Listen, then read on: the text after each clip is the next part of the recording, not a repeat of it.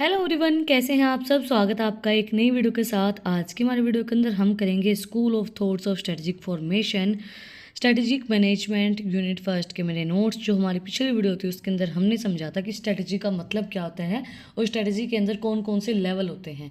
अगर आपने वो वीडियो नहीं देखी है तो उसका लिंक डिस्क्रिप्शन में है, आप लोग जाके चेक कर सकते हैं। और अगर आप चैनल पे नए हैं तो सबसे पहले चैनल को जाकर सब्सक्राइब करें, बेल आइकन प्रेस करें फॉर न्यू अपडेट्स। तो हम स्टार्ट करते हैं कि क्या थॉट्स होंगे स्ट्रेटेजिक मैनेजमेंट के, school of thoughts of the strategic management. A school of thought refers to a doctrine, a feeling, and intellectual traditions collectively drawn by groups of peoples who share common options or outlooks of a psychology, discipline, beliefs, or social movements. In strategic management, the 10 school of thoughts models by Henry Ment- Mentage bursts in a frame that explain approach of defining a strategy.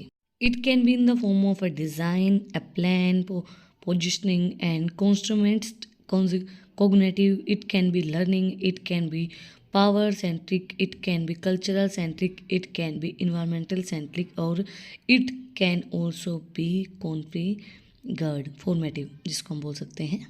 In thoughts के अंदर में क्या बोला गया है कि strategy किस तरीके की हो सकती है। भाई स्ट्रेटजी बहुत से तरीके की होती है। जैसे देखो, एक इंसान हम हैं, अब हम बहुत तरीके के रोल्स प्ले करते हैं। फॉर एग्ज़ाम्पल, पेरेंट्स के साथ होते हैं तो हमारा जो मूड होता है, हमारी जो टोन होती है वो बहुत अलग होती है। फ्रेंड्स के साथ होते हैं तो अलग होती है, बच्चों के साथ होते हैं तो अलग होती है, टीचर्स के साथ होते हैं तो अलग होती है। तो हम एक अलग अलग स्ट्रेटजी यूज़ करके हमारा बिहेवियर बनता है। हमारा बिहेवियर हर एक इंसान के साथ अलग अलग होता है। उसी तरीके से हर एक इन्वायरमेंट के अकॉर्डिंगली स्ट्रेटजीज जो होती हैं वो भी अलग अलग होती हैं। जैसे जो भाई प्लान्स, किसी के अंदर कोई डिज़ाइन होता है, कोई हम कुछ लर्न करते हैं, पावर सेंट्रिक होता है, कोई कल्चर से रिलेटेड होता है, कोई इन्वायरमेंटल से रिलेटेड होता है, या कोई फॉर्मेटिव होता है। तो स्ट्रेटजी बहुत अलग अलग तरीके का एक फ्रेम बनाती हैं। ज़रूरी नहीं है अब एक स्कूल का फंक्शन है उसके अंदर अलग स्ट्रैटेजी यूज़ होंगी, एक घर का फंक्शन है उसके अंदर अलग स्ट्रैटेजीज यूज़ की जाएंगी, और अगर आपका कोई फंक्शन फ्रेंड्स के साथ है तो उसके अंदर अलग स्ट्रैटेजी यूज़ की जाएंगी। उसी तरीके से स्ट्रैटेजीज इन्वायरमेंट के साथ, कल्चर के साथ और प्लान्स के साथ, डिज़ाइंस के साथ चेंज होती रहती हैं। हम एक अलग अलग स्ट्रेटजीज़ का यूज़ करते हैं according to their environmental, according to their learning.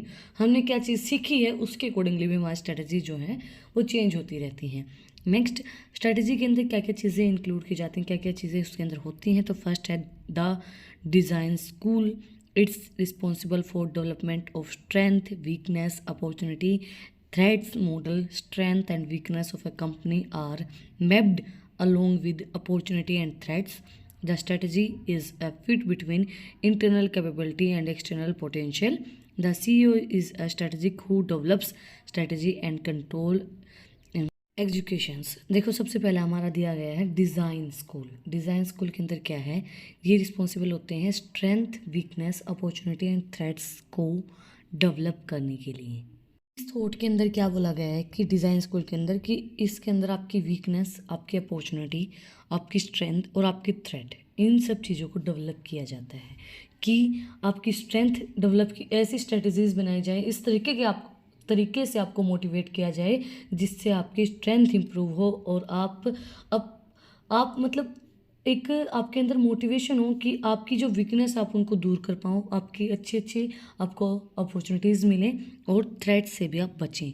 इसके अंदर जैसे देखो, एक हमारे घर में जो बड़े होते हैं, जैसे इसके अंदर में बोला गया CEO, उसी तरीके से हमारे घर के जो बड़े हैं उनको ये पता होता है कि ये जो बच्चा है वो किस तरीके से हैंडल होगा, है ना, या फिर ये जो प्रोग्राम लोग ऑर्गेनाइज कर रहे हैं वो किस तरीके से सक्सेसफुल बनेगा, किसको कितना मोटिवेट करना है, किसको डांट लगानी है, वो चीज़ उन्हें बहुत अच्छे से पता होती है। उसी तरीके से एक ऑर्गेनाइजेशन के अंदर आप इस तरीके की स्ट्रेटजी यूज़ करेंगे जिससे उनकी स्ट्रेंथ भी बड़ी डेवलप हो, वीकनेस उनकी कम हो, ज़्यादा से ज़्यादा वो अपनी अपॉर्चुनिटीज़ पे ध्यान दें और थ्रेट्स भी देखें। नेक्स्ट हमारा थॉट है द प्लानिंग स्कूल।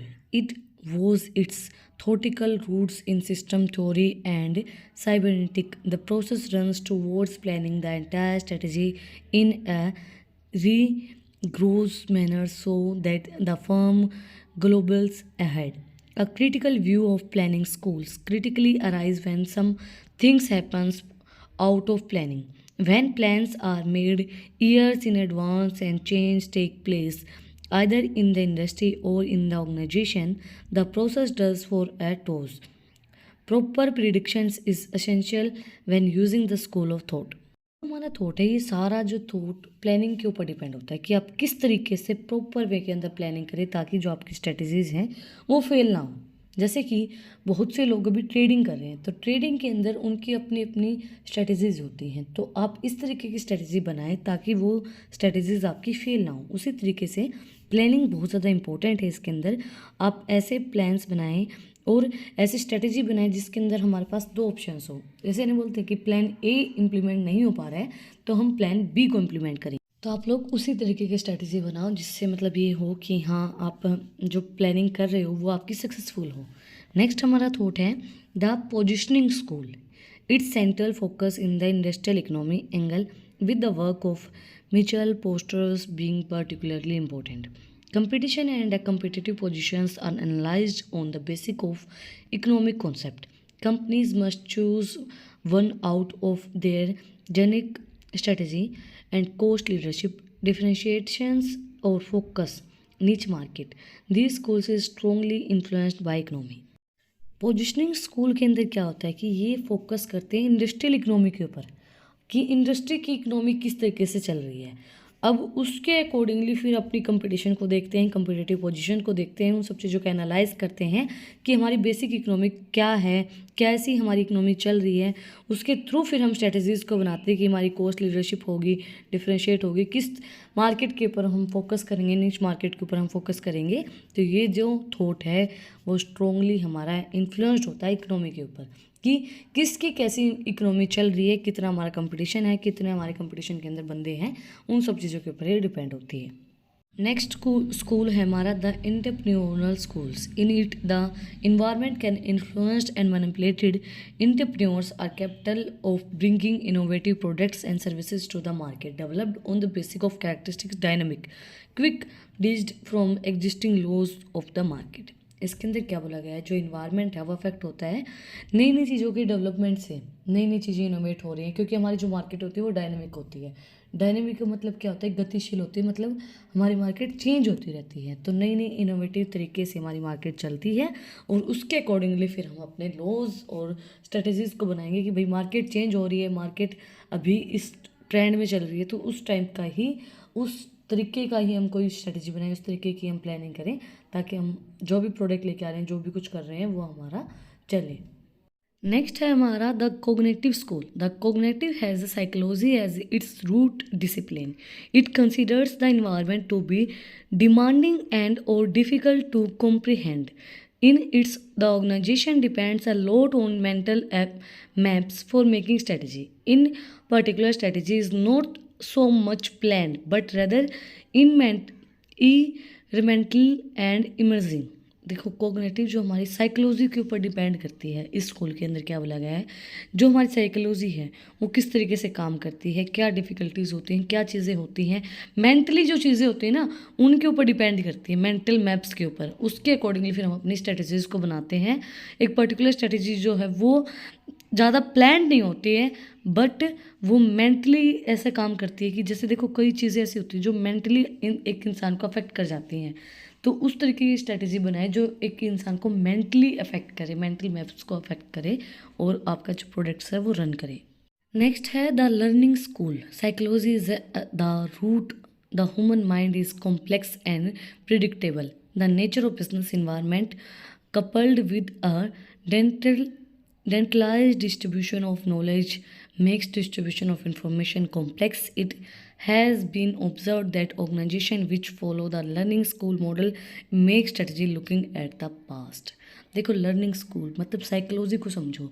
हम स्ट्रेटजी लोगों की साइकोलॉजी को समझ के बनाएंगे कि पहले पास्ट के अंदर क्या चीज़ हुई है, किस तरीके से लोगों ने क्या किया है जो लोगों को पसंद आया है, और क्या स्ट्रेटजीज़ बनाई थी, किस तरीके से उन्होंने चीज़ों को रन किया था कि लोगों को बहुत अच्छी लगी, उस चीज़ के बारे में नॉलेज लेके उस चीज़ के बारे में उसको सीख के कि क्या इन्फॉर्मेशन है, क्या नॉलेज आपको दी गई है, उन सब चीज़ों को समझ के, क्योंकि एक ह्यूमन बीइंग का जो माइंड होता है ना वो बहुत कॉम्प्लेक्स होता है। एक इंसान क्या सोच रहा है वो उसके बिहेवियर से हम उनको ऑब्ज़र्व करके पास्ट में चीज़ों को समझ के उसके बाद ही हम अपनी साइकोलॉजी का यूज़ करके फिर हम उस तरीके की स्ट्रैटेजी बनाएँगे ताकि लोगों को वो चीज़ अट्रैक्ट कर पाए।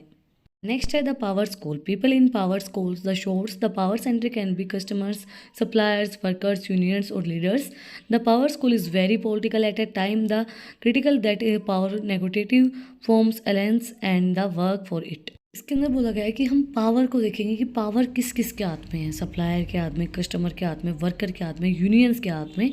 तो उन सब लोगों को देख के वो सब लोग किस साइड है, सब लोगों को देख के उसके बाद हम अपनी स्ट्रेटेजी बनाएंगे कि वो सब लोग जिस साइड होंगे फिर उसके अकॉर्डिंगली उनके बिहेवियर को अंडरस्टैंड करके फिर हम अपनी स्ट्रेटेजी को बनाते हैं। The cultural school, a positive culture herence innovations and entrepreneurial cultures. In this school, strategy formation becomes subject to a company unique values and subjective perspectives and style of decision making. Strategy formation is a process of social integrations is based on the beliefs and understanding shared by members of an organization. It most useful during M&AS के अंदर। ये जो है culture को बताता है कि culture कैसा है, इनोवेटिव है, अलग से तरीके का है, कोई यूनिक कल्चर है। तो नया नया कल्चर, नए नए ट्रेंड्स आते रहते हैं, सोशल इंटरेक्ट करते हैं। तो सोशल जो भी हमारे बिलीव्स हैं, इंटरेक्ट्स हैं, उनको समझ के फिर हम अपनी स्ट्रैटेजीज़ को बना सकते हैं कि भई उनका कल्चर क्या है, किस तरीके की उनकी फॉर्मेशन है, क्या उनका मतलब क्या चाहते हैं वो लोग, किस तरीके की उनकी थिंकिंग है, उसके अकॉर्डिंगली। नेक्स्ट है the environmental school. It's the situational and gives importance to the environment. For example in the IT industries technology needs upgrades and the every changing. So situational analysis is the most used tool in this school. इसके अंदर क्या बोला गया है कि इसके अंदर important होता है इन्वायरमेंट। जैसे कि अभी कौन सा इन्वायरमेंट चल रहा है, जैसे आईटी का, नई नई टेक्नोलॉजीज आ रही हैं, नए नए ऐप्स आ रहे हैं, सोशल मीडिया प्लेटफॉर्म है, इंस्टाग्राम है। तो वो सब चीज़ों के अकॉर्डिंगली हमें अपग्रेड होना पड़ेगा, हमें चेंज होना पड़ेगा। हम अपग्रेड होंगे उसके अकॉर्डिंगली ही फिर हमारी स्ट्रेटजीज़ बनेंगी। तो सिचुएशन को एनालाइज करके, इन्वायरमेंट को स्टडी करके फिर हम अपनी स्ट्रेटजीज़ को बनाते हैं। लास्ट बट नॉट लीस्ट है हमारा the configuration school. It's one of the most preferred because it's basic premise is the strategy needed to be confirmed. It need to be well planned, well delivered and well कॉन्फिगरेंट.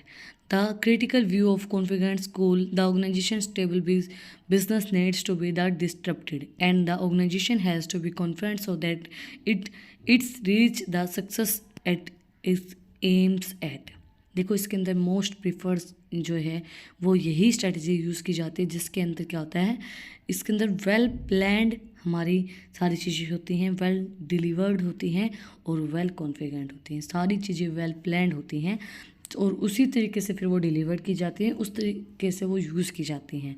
तो ये हमारा last school था। इसी के साथ आज का जो हमारा टॉपिक है स्कूल ऑफ स्ट्रेटेजिक मैनेजमेंट वो कंप्लीट हो गया है। अगर आपको आज की वीडियो पसंद आई तो आप लोग को बताइए क्या करना है, कमेंट सेक्शन में मुझे बताना है कि आपको वीडियो कैसी लगी। कोई भी डाउट है तो वो भी आप लोग कमेंट सेक्शन में मुझसे पूछ सकते हैं। और अगर आपको इन टॉपिक्स की PDF चाहिए तो टेलीग्राम चैनल का लिंक डिस्क्रिप्शन में है, उसको आप जाके सब्सक्राइब कर सकते हैं। और अगर आपको और भी इंटरेस्टिंग रील्स को देखना है तो इंस्टाग्राम चैनल का लिंक भी डिस्क्रिप्शन में, आप वहाँ पे जाके मुझे फॉलो कर सकते हैं। फिर मिलते हैं एक नई वीडियो के साथ, एक नए टॉपिक के साथ। लाइक शेयर और subscribe. Thank you for watching my video.